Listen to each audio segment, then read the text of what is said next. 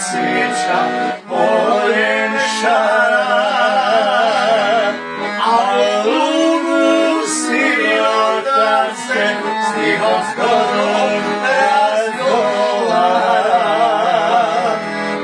a lugu sirota se stihom zgodom razgovara. Ajmo, Branko!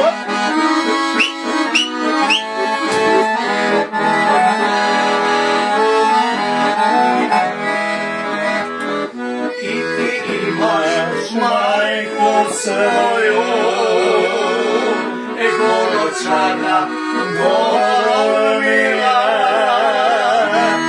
pa te tvoja dobra majka tako lijepo opremila, pa te tvoja dobra majka tako lijepo opremila. Hvala, Ruci.